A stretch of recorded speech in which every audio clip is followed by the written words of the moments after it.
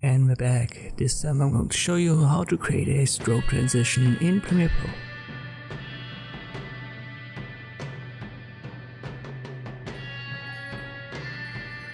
I've got these two clips right here. First one, kind of a discotheque clip, and the second one over here.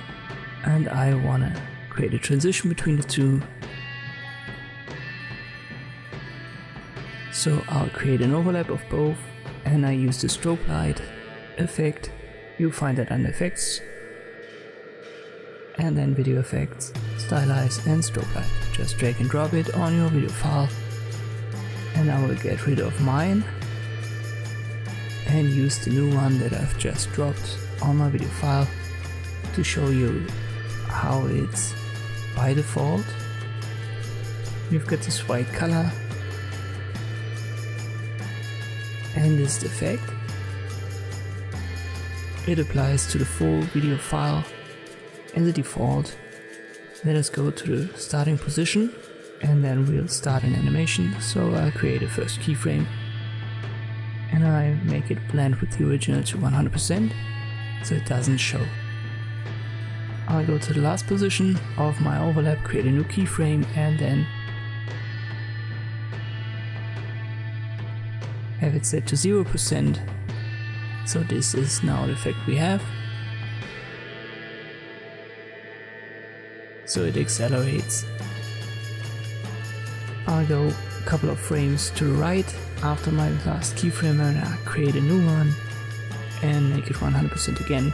So now we've got an acceleration of the effect, and after the blending is over, it simply stops. What we now can do is, for example, change the color right here, double click, you can make it red for example. And now we don't have a white, we've got a red. Strobe effect. We can add or subtract the color we've chosen or use a screen blending mode.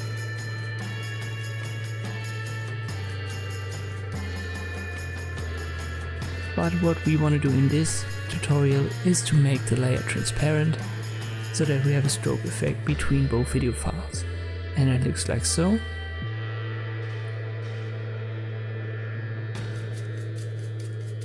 But in this case it looks way better if we reverse the order, so we don't go from 100 to 0, we go from 0 to 100. So let me set that up.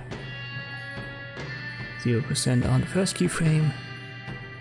I'll go to the end keyframe and make it 100%. So we don't need the third keyframe anymore. I'm going to show you what it looks like.